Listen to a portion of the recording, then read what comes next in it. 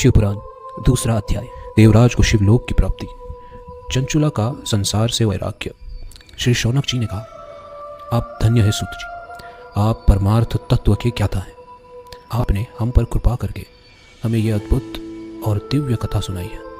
भूतल पे इस कथा के समान कल्याण का और कोई साधन नहीं है। आपकी कृपा से यह बात हमने समझ ली है। सूत जी, इस कथा के द्वारा कौन से पापी शुद्ध होते हैं, उन्हें कृपा पूर्वक बताकर इस जगत को कृतार्थ कीजिए। सूत जी बोले, मुने, जो मनुष्य पाप, दुराचार तथा काम, क्रोध, मद, लोभ में निरंतर डूबे रहते हैं, वो भी शिव पुराण पढ़ने अथवा सुनने से शुद्ध हो जाते हैं तथा उनके पापों का पूर्णतया नाश हो जाता है। इस विषय में मैं तुम्हें एक कथा सुनाता हूं। देवराज ब्राह्मण की कथा।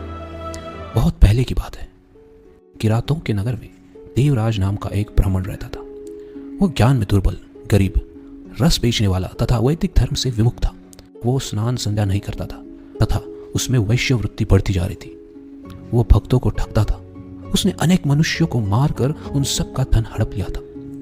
उस पापी ने थोड़ा सा भी धन धर्म के नाम में नहीं लगाया था। वो वैश्यागामी तथा आचार भ्रष्ट था। एक दिन वो घूमता हुआ दैव योग से प्रतिष्ठानापुर झूसी प्रयाग जा पहुंचा।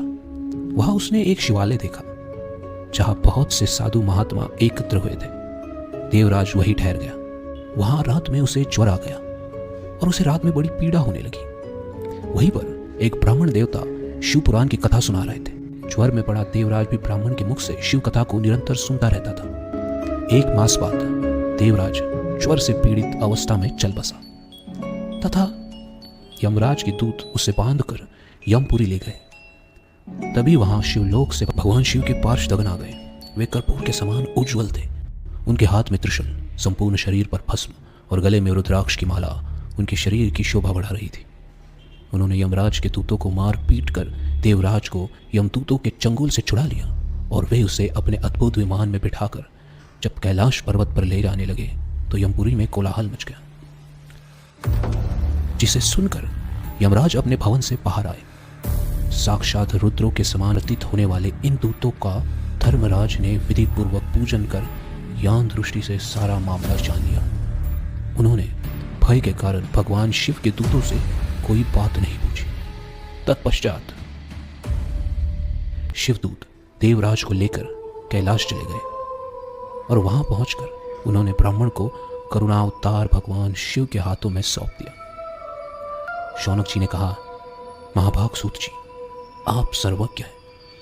आप में कृतार्थ हो। इसलिए इस इतिहास को सुनकर मेरा मन आनंदित हो गया।